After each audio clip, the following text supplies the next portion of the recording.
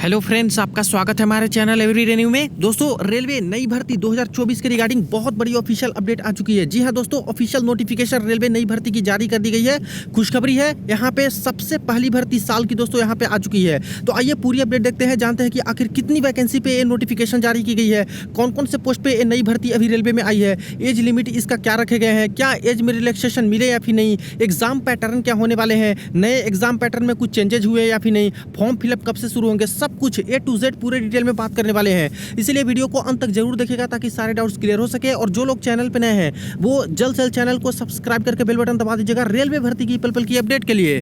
दोस्तों, mock test के लिए जिन्हें भी टेस्ट टू पास बाई करें, देखिए उनके लिए काफ़ी अच्छा अवसर है। यहाँ दोस्तों 6 मंथ्स वाला टेस्ट टू पास आप लोग मात्र 314 रुपये में बाई कर सकते हो। वही 6 मंथ्स वाला टेस्ट टू पास प्रो की बात करें तो इसमें भी भारी डिस्काउंट है, 449 रुपीज़ में बाई कर सकते हो। इसके बाद जितने भी गवर्नमेंट एग्जाम है, रेलवे के सारे एग्जाम के mock test, previous year papers, इसके बाद SSC, बैंकिंग और अदर स्टेट गवर्नमेंट एग्जाम के मॉक टेस्ट आप लोग लगा सकते हो। बाई करते समय अगर कूपन कोड में टाइप करते हो NEW न्यू तो तुरंत आपको एक्स्ट्रा 10% ऑफ मिल जाएंगे। तो इस ऑफर को मत मिस कीजिएगा। वीडियो के डिस्क्रिप्शन बॉक्स में लिंक मिल जाएगा, वहाँ से चेक कर लीजिएगा। चाहो तो आप लोग इसको बाय करके मॉक टेस्ट लगा सकते हो।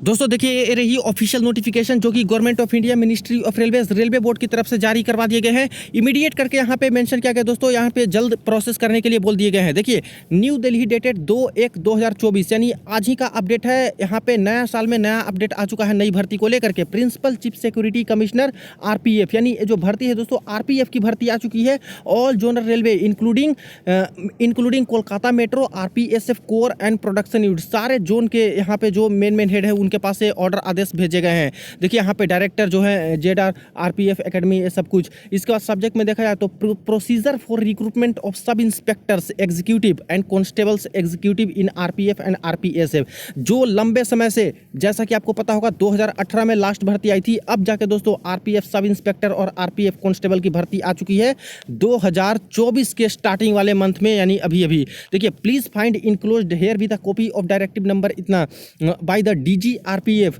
regarding procedure for recruitment of sub inspectors executive and constable executive and RPSF which is self explanatory, जो यहाँ पे जारी किया गया है। अब इसमें सारा कुछ अपडेट हम लोग देख लेते हैं। सबसे पहले यहाँ पे बात करें तो इस तरह से रेलवे मंत्रालय दिल्ली बोर्ड की तरफ से आदेश दिए गए हैं, जिसमें बात करें तो प्रोसीजर फॉर रिक्रूटमेंट जो SI और कांस्टेबल का इस बार होने वाला है, वो क्या क्या होने वाला है वो यहाँ पे बता दिए गए हैं। तो यहाँ पे उसके रूल्स कुछ बताए हैं। सबसे पहले डिटर्मिनेशन ऑफ वैकेंसीज, वैकेंसी के बारे में यहाँ पे देखिए, number of vacancy to be filled shall be decided by the ministry of railway from time to time. यहाँ पे जो मिनिस्ट्री ऑफ रेलवे की तरफ से वैकेंसी है वो डिसाइड किया जाएगा। इसके बारे में और भी जानेंगे। सबसे पहले रिक्रूटमेंट का प्रोसेस और ये देखते हैं और इसके बाद वैकेंसी पे आते हैं। देखिए, recruitment process, the recruitment shall be held in following phases, जो कि फेज 1 में यहाँ पे रखा गया है computer based CBT to be conducted by railway recruitment board RRB, यानी इस बार जो RPF का SI और कांस्टेबल की भर्ती होगी उसमें जो एग्जाम कौन कंडक्ट करेगा तो RRB कंडक्ट करेगा। जैसे पहले एक शॉर्ट नोटिस गठित की गई थी और कमेटी का गठन हुआ था कि यहाँ पे बताइए सब कुछ कि इस बार कैसे कैसे चेंज करने हैं, तो ये डिसाइड हुआ कि RRB है जो कि एग्जाम कंडक्ट कराएगी। फेज 2 में क्या होगा, फिजिकल एफिशिएंसी टेस्ट PET और फिजिकल मेजरमेंट टेस्ट PMT, जो कि यहाँ पे RPF कंडक्ट करेगी। यानी सिर्फ और सिर्फ CBT का एक ही एग्जाम होगा दोस्तों, कोई CBT 2 नहीं होने वाले। एक एग्जाम दीजिए, इसके बाद PET में दीजिए और फिजिकल मेजरमेंट टेस्ट में पास कर गए तो इसके बाद आपकी नौकरी लग गई। थर्ड फेज में यहाँ पे है डॉक्यूमेंट वेरिफिकेशन, जो कि कंडक्ट करेगी रेलवे प्रोटेक्शन फोर्स ही। तो ये 3 प्रोसेस में आपको यहाँ पे नौकरी लग जाएगी।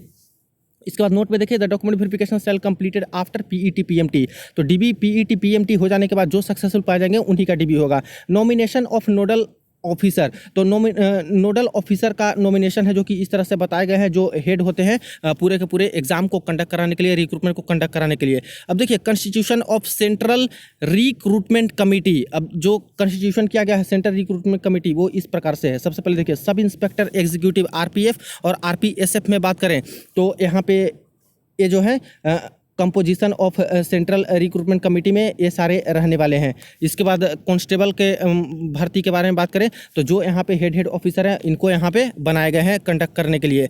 इसके बाद यहाँ पे कौन कौन से रीजन में क्या क्या भर्तियाँ आएंगी वो सब कुछ यहाँ पे बताए गए हैं।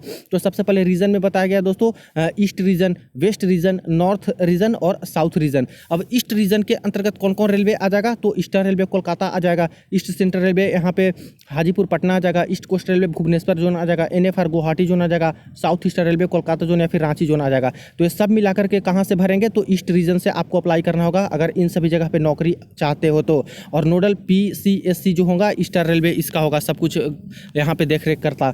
इसके बाद वेस्ट रीजन के अंतर्गत फॉर्म अप्लाई करेंगे कौन कौन जोन वाले, तो वेस्टर्न रेलवे मुंबई हो गया, वेस्ट सेंट्रल रेलवे यहाँ पे भोपाल हो गया, जबलपुर, सेंट्रल रेलवे मुंबई हो गया, south east central railway Bilaspur. तो इन जगह पे आपको नौकरी चाहिए, पोस्टिंग चाहिए, तो वेस्ट रीजन आपको सेलेक्ट करना होगा।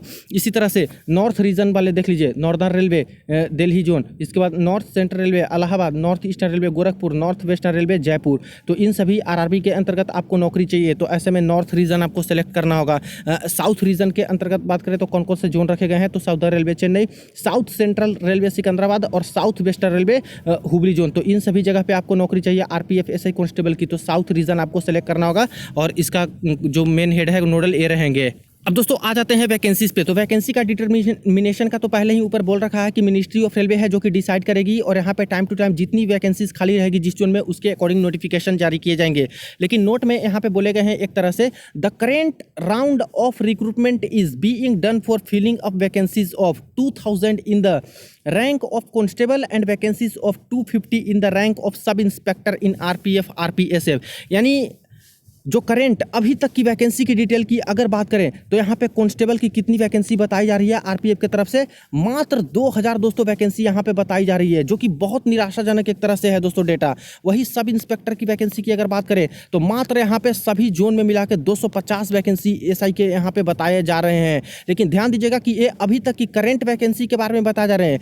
टाइम टू टाइम जो वैकेंसी का डिटेल आता है उसके अंतर्गत मिनिस्ट्री ऑफ रेलवे अपनी वैकेंसी जारी करती है। तो अभी RPF वालों ने ये बताया कि हमारे पास इतनी वैकेंसी है, लेकिन दोस्तों आपको भी पता है कि मिनिस्ट्री ऑफ रेलवे जब भी वैकेंसी लाती है जल्दी वैकेंसी तो कराती नहीं है, रिक्रूटमेंट कराती नहीं है, 5 साल में 6 साल में ऐसे कराती है। तो यहाँ पे हो सकता है कि 2025 तक की खाली वैकेंसी का आकलन करके नोटिफिकेशन निकाले, तो ऐसे निकालती है तो ठीक ठाक पोस्ट पे आपको वैकेंसी देखने को मिल सकती है। लेकिन अगेन दोस्तों काफी निराशाजनक बात है कि यहाँ पे 5 साल से नई भर्ती आई नहीं थी और 5 साल के बाद नई भर्ती देखने को मिलती है। तो ये डेटा बताया जा रहे हैं कि 2000 हमारे पास कांस्टेबल की भर्ती है और 250 SI की। तो समझिए ऐसे ही तो यहाँ पे इतनी कम वैकेंसी दिखाई दे रही है। अगेन दोस्तों यहाँ पे बात करें तो रिक्रूटमेंट तो आपकी आ चुकी है, लेकिन तब भी वैकेंसी ने यहाँ पे चौंकाया है कि बहुत कम वैकेंसी यहाँ पे दी गई है।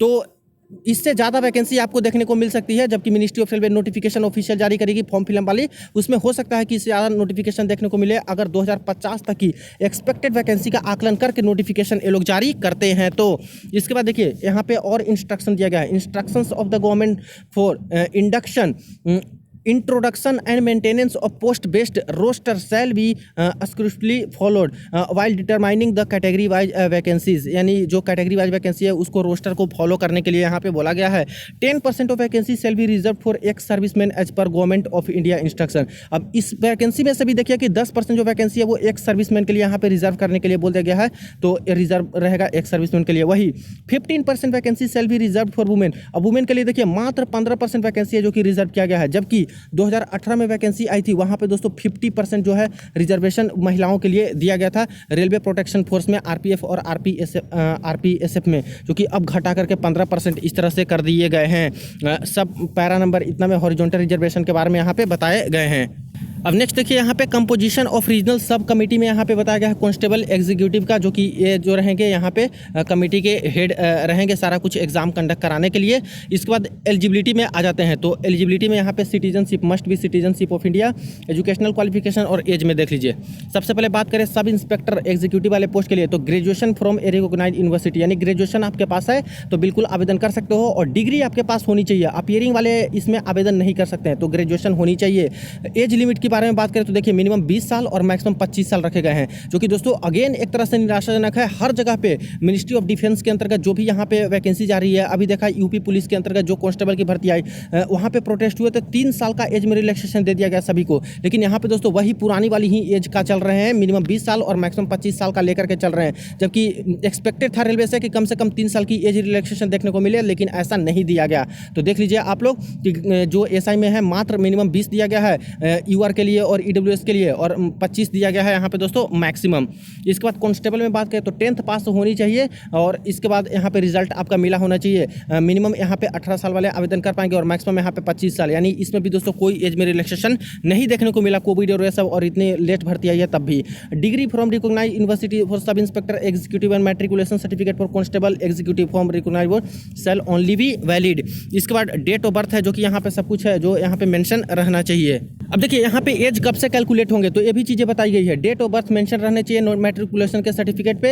As will be counted as on 1 July of the year if notification is issued between January and June. अगर जनवरी से जून के बीच में नोटिफिकेशन आती है फॉर्म फिलअप की तो ऐसे केस में 1 जुलाई को यहाँ पे कट ऑफ डेट है जो कि यहाँ पे माना जाएगा। And 1 January of next year if notification is issued between July and December. और अगर जुलाई और दिसंबर में नोटिफिकेशन आती है तो 1 जनवरी यहाँ पे नेक्स्ट ईयर का यहाँ पे माना जाएगा। तो जुलाई ये वाला तो छोड़ ही दीजिए, जुलाई और दिसंबर वाला यहाँ पे अब ये जो पूरा कमेटी गठन और सब कुछ यहाँ पे नोटिफिकेशन रेलवे मंत्रालय ने जारी कर दिया है, तो कुछ दिनों के अंदर हो सकता है दोस्तों कि यहाँ पे गजट नोटिफिकेशन में नोटिफिकेशन जारी कर दे राजपत्रित वाले में, और इसके बाद ऑफिशियल वेबसाइट पे RRB के वेबसाइट पे नोटिस आ जाए, यानी कि 1 जुलाई का आसपास ही मान के चलिए कि ये कट ऑफ डेट आपकी रह सकती है। रिलैक्सेशन एज में किनको किनको मिलेगा तो SC ST को जो रूल होता है उसके अकॉर्डिंग 5 साल का रिलैक्सेशन मिलने वाले हैं।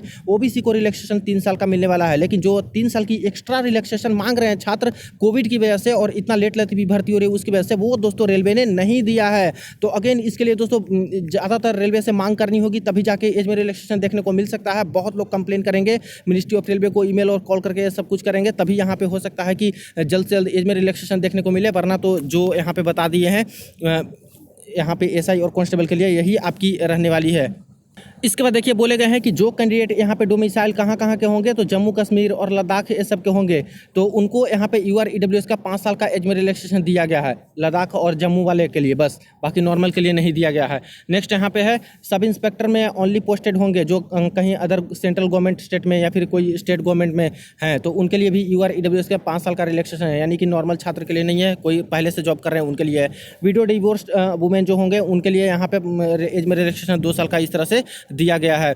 इसके बाद फिजिकल मेजरमेंट में आ जाते हैं तो देख लीजिए UR और OBC का मेल का 165 हाइट होना चाहिए सेंटीमीटर में, फीमेल का 157 सेंटीमीटर होना चाहिए। इसके बाद चेस्ट एक्सपेंशन होना चाहिए, अनएक्सपेंडेड होना चाहिए 80 मेल का, और एक्सपेंड होने के बाद 5 आपके बढ़ने चाहिए, फीमेल का ये सब नहीं होता। इसके बाद SC ST में बात करें तो मेल का 160 सेंटीमीटर हाइट होनी ही चाहिए, फीमेल का 152 होना चाहिए। चेस्ट में बात करें तो 76.2 होना चाहिए बिना फुलाए हुए, और फुलाने के बाद 81.2 होनी चाहिए। देखिए किन्हीं का यहाँ पे 80 से ज़्यादा होता है तब भी कोई घबराने वाली बात नहीं है, फुलाने के बाद 5 आपका एक्सपेंशन बढ़ना चाहिए, 5 सेंटीमीटर आपका बढ़ना चाहिए। जैसे किसी का 85 है UR के, तो यहाँ पे फुलाने के बाद 90 हो जाते हैं तो आपका सही माना जाएगा, यानी 5 एक्सपेंशन एक्स्ट्रा होनी चाहिए। और मिनिमम यहाँ पे बता दिया है कितना कितना चेस्ट आपका होना चाहिए। फॉर गढ़वाली ये सब के लिए यहाँ पे बताया गया है कि मेल के लिए 163 और फीमेल के लिए 155, और चेस्ट में यहाँ पे 80 और फुलाने के बाद यहाँ पे 85 होनी चाहिए। तो इस चीज़ का आप लोग ध्यान दीजिएगा फॉर्म भरने वाले कैंडिडेट, क्योंकि अगर वहाँ पे फिजिकल मेजरमेंट होगा तो अगर आपका जो हाइट है वो मैच नहीं करेगा या फिर चेस्ट का मैच नहीं करेगा तो सारा दोस्तों आपका जो किया कराया होगा वो उस पर पानी फिर जाएगा, एग्जाम निकालने के बाद भी आपकी जॉब नहीं लगेगी। तो ये इंपॉर्टेंट होता है RPF SI और कांस्टेबल वाली जॉब में।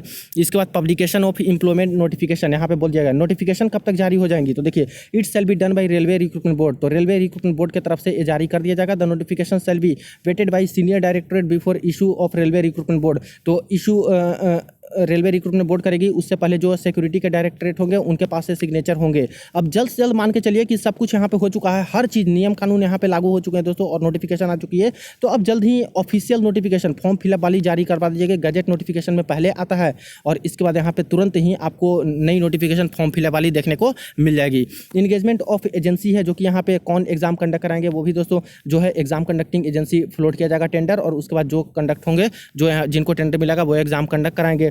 इसके बाद यहाँ पे है mode of filling of application, जो कि ऑनलाइन माध्यम से यहाँ पे है आपका जो फॉर्म है वो फिलअप किया जाएगा। इसके बाद यहाँ पे देख लीजिए एग्जामिनेशन फी के बारे में बात करें तो रेलवे रिक्रूटमेंट बोर्ड RRB है वो डिसाइड करेगी, और प्रीवियस में 500 रुपये लगते थे UR और OBC का और EWS का, तो उसी तरह से रहेंगे, और फीमेल ये सब के 250 रुपये लगते थे, और बाकी रिफंडेबल होती थी दोस्तों, पैसे रिफंड भी कर दिए जाते हैं एग्जाम के बाद। Mode of examination fee online होने, हाउ टू अप्लाई में यहाँ पे सब मॉडिफिकेशन ऑफ एप्लीकेशन, यानी फॉर्म आवेदन करते समय गलती होती है उसमें सुधार करने के रिगार्डिंग सब कुछ रेलवे रिक्रूटमेंट बोर्ड की तरफ से किया जाएगा। इनवैलिड एप्लीकेशन को रिजेक्ट करने का, हॉल टिकट यानी कि CBT के लिए जो एडमिट कार्ड जारी होता है, सब के लिए तो पूरा का पूरा यहाँ पे अपडेट आ चुका है दोस्तों। और एक तरह से जो चाहिए थी वो नए साल में आपको अपडेट मिल चुकी है कि नई भर्ती यहाँ पे आ चुकी है और यहाँ पे सब कुछ बता दिया गया है। बात करें यहाँ पे एग्ज़ाम के पैटर्न की और CBT एग्ज़ाम की, तो सब इंस्पेक्टर वाले एग्जाम में देखिए यहाँ पे टोटल टाइम 90 मिनट का मिलेगा। नंबर ऑफ क्वेश्चन 120 रहेंगे। जनरल अवेयरनेस GK के 50 क्वेश्चन रहेंगे। अर्थमेटिक्स यानी मैथमेटिक्स के 35 क्वेश्चन रहेंगे और जनरल इंटेलिजेंस और रीजनिंग के यहाँ पे 35 क्वेश्चन रहेंगे। तो ये रही, तो ज़्यादातर GK वाले सवाल आएंगे और मैथमेटिक्स 35 और रीजनिंग 35। उसी तरह से कॉन्स्टेबल में बात करें तो 90 मिनट मिलेंगे। यहाँ भी नंबर ऑफ क्वेश्चन 120 रहेंगे। जनरल अवेयरनेस के 50 रहेंगे, अर्थमेटिक के 35 रहेंगे यानी मैथमेटिक्स के, और रीजनिंग के यहाँ पे 35 क्वेश्चन रहने वाले हैं। तो ये नए पैटर्न के हिसाब से ये आ चुका है। बाकी यहाँ पे पूरा सिलेबस दे दिया गया है दोस्तों कि ये सिलेबस आपके रहने वाले हैं और इंग्लिश और हिंदी में पेपर होंगे और बाकी एक्स्ट्रा भी कोई लैंग्वेज होगा उसमें आपका पेपर होता ही है। इसके बाद 1/3 यहाँ पे निगेटिव मार्किंग भी रहने वाली है, तो निगेटिव मार्किंग भी रहेगा दोस्तों। और बाकी सारी चीज़ें हैं जो कि इस तरह से इस नोटिफिकेशन में मेंशन है। फिजिकल एफिशिएंसी टेस्ट में जो PET होता है, ये सब में क्या क्या है वो यहाँ पे बता दिया गया है। तो फिजिकल एफिशिएंसी टेस्ट में सबसे पहले सब इंस्पेक्टर जो मेल का होगा 1600 मीटर की रनिंग होगी जो कि 6 मिनट 30 सेकंड में कवर कर लेना है। और यहाँ पे बात करें तो फीमेल के लिए रखा गया है 800 मीटर जो कि 4 मिनट में कवर कर लेना है। लॉन्ग जंप 12 फीट मेल के लिए होगा और इसके बाद फीमेल के लिए 9 फीट होगा। हाई जंप मेल के लिए 3 फीट 9 इंच होगा मिनिमम और फीमेल के लिए यहाँ पे 3 फीट होगा। उसी तरह से कांस्टेबल में बात करें तो 1600 मीटर की रनिंग होगी जो कि 5 मिनट 45 सेकंड में मेल को कवर कर लेना है और फीमेल के लिए 800 मीटर की रनिंग होगी 3 मिनट 40 सेकंड में कवर कर लेना है। लॉन्ग जंप में 14 फीट मेल के लिए रखा गया है, फीमेल के लिए 9 फीट रखा गया है। हाई जंप में 4 फीट मेल के लिए रखा गया है और फीमेल के लिए 3 फीट का यहाँ पे रखा गया है। एक सर्विसमैन एग्जेम्प्टेड है PET से, जो यहाँ पे एक सर्विसमैन होंगे, how they will no undergo PMT। ये candidate must qualify in all test, सारे टेस्ट में आपको ये सब में पास करने होंगे। एक चीज़ का और ध्यान दीजिएगा, जो रनिंग वाला होगा उसमें दोस्तों सिर्फ और सिर्फ एक ही चांस आपको दिया जाएगा और बाकी जो यहाँ पे अदर चीज़ें हैं लॉन्ग जंप हाई जंप, इस समय आपको 2 चांसेस दिए जाएंगे उसमें पास करने के लिए। अब इसके बाद देख लेते हैं मिनिमम क्वालिफाइंग नंबर के बारे में। तो सबसे पहले सब इंस्पेक्टर वाले पोस्ट में आते हैं। तो यहाँ पे SI का जो पोस्ट है दोस्तों टोटल 120 मार्क्स का होगा, लेकिन इसमें जो आपको मार्क्स लाने हैं कम से कम पास होने के लिए, तो UR और OBC वाले छात्र होंगे उनको कम से कम क्वालिफाई करने के लिए 42 नंबर लाना ही होगा। 42 नंबर से कम आते हैं तो ऐसे ही आप लोग डिसक्वालीफाई हो जाओगे। कट ऑफ तो ठीक ठाक जाती है इसमें, क्योंकि वैकेंसीज जैसे आएंगे उसके अकॉर्डिंग कॉम्पिटिशन भी है, 5 साल बाद नौकरी आ रही है। तो इस तरह से ज़्यादा से ज़्यादा मार्क्स लाने की कोशिश कीजिए 120 नंबर में से, लेकिन ध्यान दीजिएगा कि 42 नंबर से कम आएंगे तो ऐसे भी आप लोग बाहर हो जाइएगा, कुछ नहीं आपका आगे का प्रोसेस होगा। वही SC ST का मिनिमम मार्क्स बात करें तो 36 नंबर एनी हाउ लाना होगा, तभी आपके प्रोसेस आगे बढ़ेंगे, वरना नहीं होगा। और मार्क्स तो जितना ज़्यादा लाइए उतना बेटर होगा आपके मेरिट के लिए। वही कांस्टेबल वाले पोस्ट में बात करें तो कांस्टेबल वाले पोस्ट में ये सारी चीज़ दिखाई गई है। यहाँ पे 120 मार्क्स का टोटल होगा, जिसमें minimum qualifying marks UR OBC को 42 नंबर कम से कम तो लाना ही होगा और SC ST में कम से कम 36 नंबर तो आपको लाना ही होगा आगे के प्रोसेस के लिए। तो फ्रेंड्स ये रही ऑफिशियल नोटिफिकेशन जो कि रेलवे मंत्रालय की तरफ से आ चुके हैं। जो कमेटी का गठन हुआ था सारा कुछ नियम हर चीज़ आ चुका है दोस्तों। RPF RPSF के SI और कांस्टेबल की भर्ती के रिगार्डिंग और नोटिफिकेशन एम्प्लॉयमेंट नोटिफिकेशन होगा वो कि RRB की तरफ से जल्द यहाँ पे जारी किए जाएंगे। यहाँ पे मान के चलिए कि जैसे बोले गए हैं कि जनवरी से लेके जून के बीच में यहाँ पे अगर नोटिफिकेशन जारी करते हैं तो एज रिलैक्सेशन में जो बोला है कि यहाँ पे कब से एज काउंट होंगे, तो मान के चलिए कि जनवरी से जून के बीच में ही नोटिफिकेशन आपके आएंगे और इतना लेट भी नहीं लगेगा दोस्तों। अब ये जो रूल आ गए हैं तो इसी का तो इंतजार बस चल रहा था। तो अब दोस्तों यहाँ पे जनवरी के एंड तक हो सकते हैं कि एम्प्लॉयमेंट नोटिफिकेशन ये लोग जारी कर दें लास्ट तक, और इसके बाद फॉर्म आवेदन यहाँ पे शुरू हो जाए। तो जैसे ही नोटिफिकेशन इसके रिगार्डिंग आते हैं फुल नोटिफिकेशन मैं आपको अपडेट करूंगा। और जैसे ही और भी अपडेट आते हैं नई भर्ती के बारे में, ALP technician, junior engineer, senior section engineer और भी भर्ती ग्रुप D NTPC के बारे में सब कुछ मैं आपको अपडेट करूंगा, सबसे पहले अपडेट करूंगा। इसलिए चैनल को जरूर सब्सक्राइब कर लीजिएगा, वीडियो को शेयर कर दीजिएगा। चलिए मिलते हैं नेक्स्ट वीडियो में नेक्स्ट अपडेट में।